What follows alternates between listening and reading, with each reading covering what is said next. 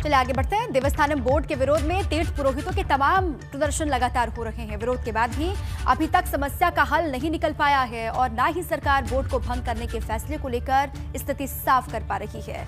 ऐसे में तीर्थ पुरोहितों ने अपने आंदोलन को और धार देने के लिए अब साधु संतों का समर्थन लेने की योजना बना ली है। और सरकार के खिलाफ विरोध को तेज करने के लिए तीर्थ पुरोहितों ने अखाड़ा परिषद से समर्थन की मांग की है। इसी को लेकर पुरोहितों ने अखाड़ा परिषद के राष्ट्रीय अध्यक्ष महंत रविंद्रपुरी से उनके मठ में मुलाकात की। इस दौरान पुरोहितों ने देवस्थानम बोर्ड के खिलाफ चल रहे आंदोलन के लिए संतों के साथ देने की मांग की है।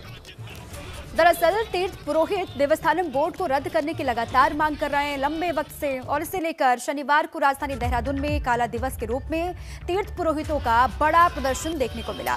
पुरोहितों के विरोध के चलते ही सीएम धामी 2 दिन में फैसला लेने की बात कह चुके हैं, लेकिन तीर्थ पुरोहित अभी भी शांत होने की स्थिति में दिखाई नहीं दे रहे।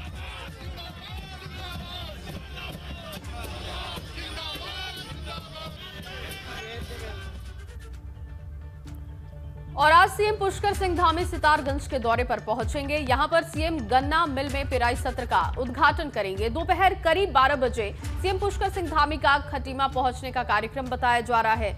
इस दौरान उनके साथ गन्ना विकास एवं चीनी उद्योग मंत्री स्वामी यतीश्वरानंद और विधायक सौरभ बहुगुणा भी मौजूद होंगे। आपको बता दें कि सितारगंज चीनी मिल में इस बार पेराई सत्र करीब 4 साल बाद शुरू होगा। पिछले 4 सालों से चीनी मिल पेराई सत्र का इंतजार कर रही थी। चीनी मिल में बाइलर का पूजन पहले ही हो चुका है। मरम्मत कार्यों और पेराई सत्र को लेकर सीएम धामी ने चीनी मिल का सितारगंज विधायक सौरभ बहुगुणा और गन्ना मंत्री यतीश्वरानंद के साथ निरीक्षण भी किया था। सितारगंज चीनी मिल में सितारगंज, नानकमत्ता और खटीमा के किसानों का गन्ना पेराई के लिए आता है। और आपको बता दें कि विधायक रहते धामी ने कहा था कि 4 साल से बंद पड़ी चीनी मिल के उद्घाटन के लिए सीएम को लेकर आएंगे, और कुछ समय बाद धामी खुद सीएम बन गए। पदभार ग्रहण करते ही उन्होंने गन्ना मंत्री यतीश्वरानंद, सितारगंज और नानकमत्ता विधायकों के साथ बैठक कर मिल को इसी सत्र में चलाने का फैसला भी लिया था। और कैबिनेट में प्रस्ताव पारित होने के बाद विभाग के अफसरों को प्राथमिकता के साथ किसी भी परिस्थिति में मिल संचालित करने के आदेश दिए थे।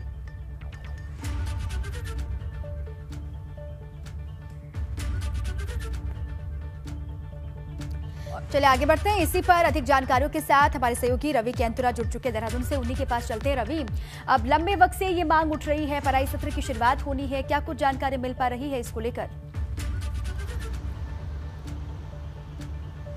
जी बिल्कुल, देखिए आज सितारगंज, खटीमा और नानकमत्ता के लोगों के लिए बड़ी खबर है, क्योंकि जैसे ही यहाँ पर चीनी मिल का उद्घाटन आज हो जाएगा, पेराई सत्र 2021-22 की से पहले जो शुभारंभ मुख्यमंत्री करने जा रहे हैं, ऐसे में वहाँ के किसानों के लिए एक बड़ा लाभ और एक कहीं ना कहीं एक बड़ी जो योजना की बात की जा रही थी, कैसे किसानों को फ़ायदा पहुँचाया जाए, उसका सीधे तौर पर फ़ायदा मिलेगा निश्चित तौर पर। क्योंकि सितारगंज की अगर हम बात करें तो जो चीनी मिल है वो करीब 4 सालों से बंद पड़ी हुई थी, और उस वक्त जब सीएम धामी जब विधायक रहे खटीमा के, तो उन्होंने उस वक्त भी ये बात कही थी कि इस चीनी मिल को शीघ्र ही शुरू किया जाएगा। अब वो मुख्यमंत्री हैं और ऐसे में आज करीब 12 बजे मुख्यमंत्री पुष्कर सिंह धामी जो है वहां पर पहुंचेंगे और चीनी मिल का शुभारंभ आज मुख्यमंत्री पुष्कर सिंह धामी करेंगे। तो जो गन्ना किसान है, जो पेराई सत्र है, करीब जनवरी या फरवरी महीने से गन्ने की कटाई शुरू हो जाएगी। और ऐसे में जो यहाँ के किसान थे, चाहे सितारगंज की बात करें, नानकमत्ता की बात करें, खटीमा किसानों की बात करें, तो उनको किच्छा या फिर यूपी जाना पड़ता था अपने गन्ने को लेकर, या फिर जो गन्ना सेंटर होते थे वहाँ पर गन्ने को देना पड़ता था। ऐसे में उनको जो उचित मूल्य है किसानों को नहीं मिल पाता था। सितारगंज में जब चीनी मिल शुरू हो जाएगी तो किसान जो है सीधे तौर पर मिल पर अपना गन्ना बेच सकेंगे और उनको जो फायदा है वो सीधे तौर पर मिलेगा। तो ऐसे में आज बड़ी खबर है वहाँ के लोगों के लिए। गन्ना मंत्री यतीश्वरानंद, इसके साथ ही जो स्थानीय विधायक हैं वहाँ पर सौरभ बहुगुणा, वो वहाँ पर मौजूद रहेंगे। मुख्यमंत्री करीब 12 बजे सितारगंज में होंगे और चीनी मिल का वो शुभारंभ करेंगे। वहाँ के किसानों के लिए एक बड़ी सौगात मुख्यमंत्री पुष्कर सिंह धामी की ओर से होगी, जो कि वहाँ पर तमाम किसान भी आज मौजूद रहेंगे। इसके साथ ही चर्चाएं ये भी हैं कि मुख्यमंत्री वहाँ पर किसानों के साथ बातचीत भी कर सकते हैं और उनके साथ मुख्यमंत्री का एक बहुत महत्वपूर्ण संवाद भी वहाँ पर हो सकता है। जी बहुत शुक्रिया रवि आपका तमाम जानकारी के लिए। तो आज गन्ना किसानों के लिए बहुत बड़ा दिन है दीपा, और इस पर भी, इस खबर पर भी जो ताज़ा अपडेट होंगे आगे भी अपने दर्शकों को देंगे। बिल्कुल, जो वादा किया था सीएम पुष्कर सिंह धामी ने, सीएम बनते ही उसको प्राथमिकता के तौर पर पूरा करने वो जा रहे हैं और किसानों को भी इसका इंतजार है। बहरहाल आगे बढ़ते हैं। 2022 चुनाव से ठीक पहले गैरसैंण को प्रदेश की राजधानी बनाने के मुद्दे को लेकर एक बार फिर कांग्रेस इस मुद्दे को उठा रही है, गरमाने के मूड में दिखाई दे रही है। गैरसैंण को राजधानी बनाने की मांग को लेकर पूर्व सीएम हरीश रावत ने एक बार फिर से भाजपा सरकार पर हमला बोला है। और पूर्व सीएम ने गैरसैंण को लेकर सरकार पर तंज भी कसा है। हरीश रावत ने एक ट्वीट किया और इसमें उन्होंने लिखा कि सरकार भराड़ीसैंण पे विधानसभा सत्र नहीं कराना चाहती है। हरीश रावत ने लिखा कि सरकार को ठंड लग जाती है। इसके साथ ही हरीश रावत ने ट्वीट में लिखा कि अगर कांग्रेस को मौका मिलेगा तो भराड़ीसैंण को प्रदेश की राजधानी बनाएगी।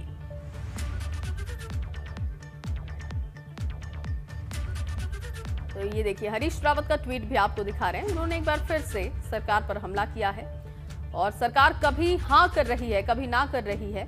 बहाने कुछ भी बनाए सरकार, भराड़ीसैंण में विधानसभा सत्र नहीं कराना चाहती है।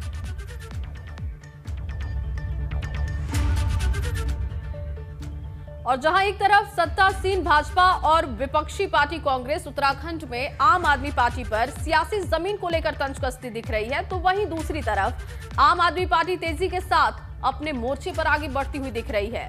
रविवार को चमोली दौरे पर पहुंचे आम आदमी पार्टी के CM face colonel Ajay Kothiyal ने न केवल रोड शो कर अपनी ताकत दिखाई, बल्कि विपक्षियों को करारा जवाब भी दिया। कर्नल कोठियाल ने बद्रीनाथ विधानसभा में रोजगार गारंटी यात्रा निकाली और इस दौरान अजय कोठियाल ने कहा कि 2022 विधानसभा चुनाव में पार्टी प्रदेश की सभी 70 सीटों पर अपने उम्मीदवार उतारेगी। और जो लोग ये दावा कर रहे हैं कि आम आदमी पार्टी को प्रदेश में 7 सीटें भी मिलना मुश्किल है, उनके लिए सर्वे की रिपोर्ट काफी अहम है, जिसमें आज 20 सीटें आम आदमी पार्टी को दिखाई जा रही हैं, जो कि आने वाले दिनों में बढ़कर 50 का आंकड़ा पार करेगी। कोठियाल ने भाजपा और कांग्रेस पर जमकर हमला बोला।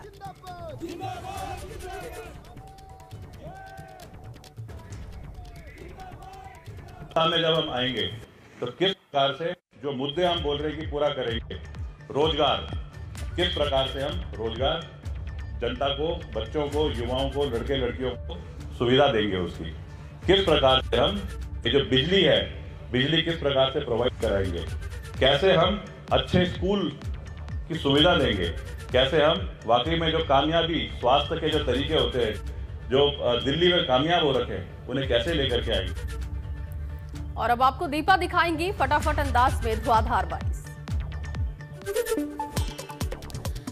भाजपा की काशीपुर जनसंपर्क रैली में फिर एक बार गुटबाजी आई सामने। बलराज पासी की रैली से नदारद रहे स्थानीय नेता, मेयर उषा चौधरी भी नहीं हुई शामिल। सूरत राम नौटियाल ने गंगोत्री विधानसभा में किया चुनाव प्रचार, समर्थकों संग गंगोरी, गणेशपुर समेत कई इलाकों में किया प्रचार। गंगोत्री सीट से माने जा रहे हैं प्रबल उम्मीदवार। कांग्रेस प्रदेश उपाध्यक्ष ज्योत सिंह बिष्ट ने भाजपा पर साधा निशाना, कहा डबल इंजन की सरकार पूरी तरीके से विफल, शराब और भू माफिया को संरक्षण दे रही सरकार, 2022 में आएगी कांग्रेस की सरकार। नेता प्रतिपक्ष प्रीतम सिंह ने भाजपा पर साधा निशाना, कहा भाजपा ने उत्तराखंड को दिया कमजोर, मुख्यमंत्री सीएम धामी बस घोषणाएं करते रहते हैं।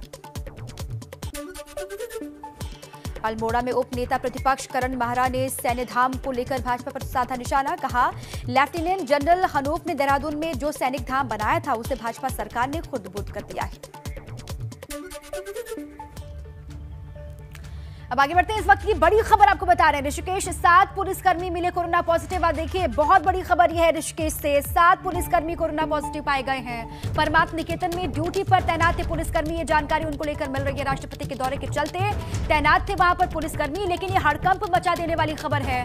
महामहिम राष्ट्रपति महोदय के दौरे को लेकर परमार्थ निकेतन आश्रम में ड्यूटी पर तैनात 7 पुलिसकर्मी जांच के दरमियान कोरोना पॉजिटिव पाए गए हैं। स्वास्थ्य विभाग पौड़ी द्वारा थाना लक्ष्मण झूला में की गई पुलिसकर्मियों की जांच में 7 पुलिसकर्मी पॉजिटिव पाए गए हैं। बहुत बड़ी खबर। तो ये देखिए, बड़ी जानकारी ऋषिकेश से आपको दे रहे हैं। परमार्थ निकेतन में ड्यूटी पर तैनात थे पुलिसकर्मी जो कि कोरोना पॉजिटिव पाए गए हैं, और कहां पर कितने पॉजिटिव पाए गए अब ये हम आपको बताते हैं। चमोली जिले में 2, ऋषिकेश में 1, रुद्रप्रयाग जिले में 1 और देवप्रयाग से सुरक्षा ड्यूटी में आए थे ये तमाम पुलिसकर्मी, और अब ये कोरोना पॉजिटिव पाए गए हैं। बड़ी जानकारी ये मिल रही है, राष्ट्रपति के दौरे के चलते इन सभी को तैनात किया गया था। कोरोना पॉजिटिव निकलने के बाद अब हड़कंप की स्थिति है। बिल्कुल, आरटीपीसीआर जांच और उसके बाद अब ये जानकारी मिल रही है। और रवि केंतुरा इस वक्त हमारे साथ जुड़ चुके हैं। रवि, क्या ये खबर है पूरी, क्या अभी अपडेट है और क्या क्वारंटीन कर दिया गया है सभी पुलिसकर्मियों को?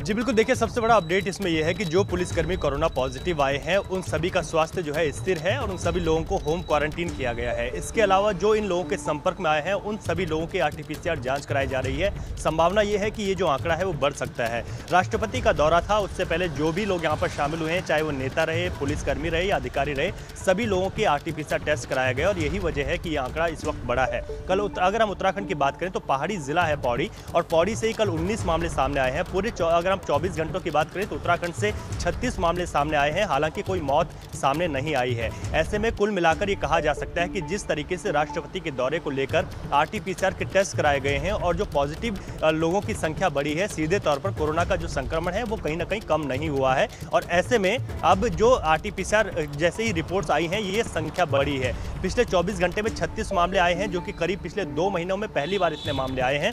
लगातार जो आंकड़ा बढ़ा है, चाहे हम बात करें एफआरआई संस्थान की बात करें तो उसको भी सीज कर दिया गया है। देहरादून में 2 ऐसे जोन हैं जिनको कंटेनमेंट जोन बना दिया गया है और पौड़ी से जो 19 लोग कल 24 घंटे के भीतर पॉजिटिव आए हैं उन लोगों में भी वो भी जहां जहां रहे उनकी कॉन्टैक्ट ट्रेसिंग की जा रही है। कुल मिलाकर स्वास्थ्य विभाग और सरकार की चिंताएं एक बार फिर से बढ़ गई हैं। मुख्यमंत्री अब खुद मोर्चा संभाले हुए हैं। आज शाम को मुख्यमंत्री इसको लेकर एक हाई लेवल की बैठक भी करने जा रहे हैं, जिसमें सभी जो जिलाधिकारी हैं वो शामिल होंगे। इसके साथ ही स्वास्थ्य विभाग के तमाम बड़े अधिकारी शामिल होंगे। कुल मिलाकर जिस तरीके से कोरोना एक बार फिर से पांव पसारता हुआ उत्तराखंड में दिखाई दे रहा है, नजर आ रहा है, ऐसे में किस तरीके से आगे पूरी जो है एक तरीके से आगे इस तरीके का फैलाव ना हो, संक्रमण ना फैले, इसको लेकर किस तरीके की तैयारियां रहेंगी, इसको लेकर बातचीत होगी। तो अभी लोगों को और ज्यादा सावधान होने की आवश्यकता है, क्योंकि टेस्टिंग कम हुई, इस वजह से मामले कम हुए, लेकिन जैसे ही टेस्टिंग बढ़ रही है मामले सामने आ रहे हैं, यानी कुल मिलाकर कोरोना का जो संक्रमण है वो अभी बरकरार है। जी बहुत शुक्रिया रवि आपका तमाम जानकारी के लिए। अभी कल ही सरकार ने नए वेरिएंट को लेकर एडवाइजरी जारी भी की और आज ये 7 नए केस सामने निकल करके आए हैं। चुनौती बहुत बड़ी सरकार के सामने भी, और एहतियात बरतना और जरूरी हो गया है,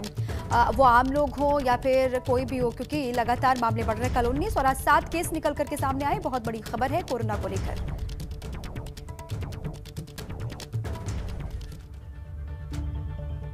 वहीं राष्ट्रपति के 2 दिवसीय उत्तराखंड दौरे का आज दूसरा दिन है। आज महामहिम रामनाथ कोविंद अखिल विश्व गायत्री परिवार के स्वर्ण जयंती वर्ष के मौके पर शांति कुंज और देव संस्कृत विश्वविद्यालय पहुंचेंगे। देव संस्कृति विश्वविद्यालय पहुंचने पर कुलाधिपति डॉक्टर प्रणव पांड्या उनका स्वागत करेंगे और इस दौरान राष्ट्रपति देव संस्कृति विश्वविद्यालय में प्रगेश्वर महादेव मंदिर में भगवान शिव की पूजा अर्चना और आरती भी करेंगे। और इसके बाद महामहिम रामनाथ कोविंद के साथ मृत्युंजय सभागार में देव संस्कृति विश्वविद्यालय के पदाधिकारी ग्रुप फोटो का एक छोटा कार्यक्रम भी रखने वाले हैं। इसी दरमियान राष्ट्रपति विश्वविद्यालय में बने एशिया के पहले बाल्टिक सांस्कृतिक अध्ययन केंद्र को भी देखेंगे और यहां पर एक रुद्राक्ष का पौधा भी रोपेंगे। यहां से महामहिम गायत्री तीर्थ शांति कुंज के लिए रवाना होंगे और फिर यहां योग ऋषि पंडित श्रीराम शर्मा आचार्य और माता भगवती देवी शर्मा के कक्ष का दर्शन भी करेंगे। ये आज का पूरा कार्यक्रम है राष्ट्रपति रामनाथ कोविंद का।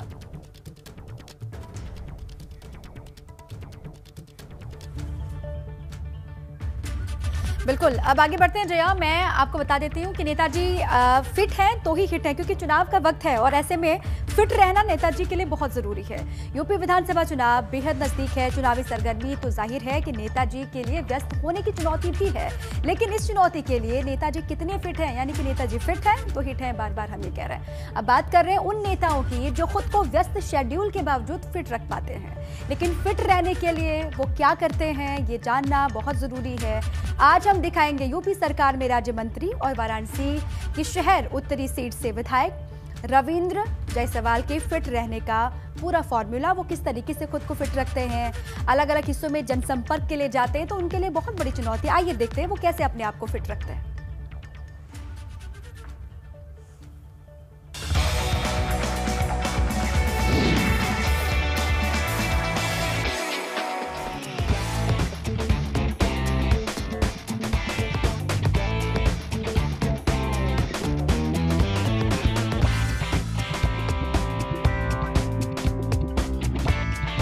अगर हम दिनचर्या आपकी जाने तो कैसे सुबह सुबह उठते हैं? पहले सुबह हम लोग 6 बजे उठने के बाद नित्य क्रिया करने के बाद 1 घंटा देते हैं अपने स्वास्थ्य के लिए। वह थोड़ा योग है, थोड़ा प्राणायाम है, थोड़ा ध्यान है, थोड़ा एथलेटिक्स का भी है, ये काम करते हैं। उसके बाद फिर हम सब नहा धो करके थोड़ा आस्थावान है, पूजावान है, पूजा करके फिर जनता की सेवा।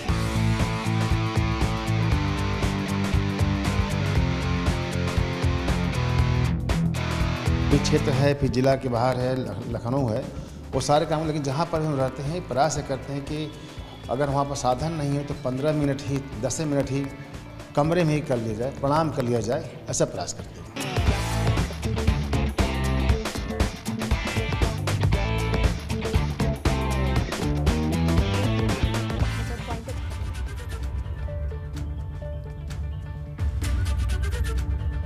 तो आपने देखा कि नेताजी किस तरीके से खुद को फिट रखते हैं, क्योंकि उनके लिए तो बहुत जरूरी है, फिट रहेंगे तो ही हिट हो पाएंगे, क्योंकि चुनाव बहुत करीब है और चुनाव में जी तोड़ कोशिश करनी है, इसीलिए उनका फिट रहना बहुत जरूरी है।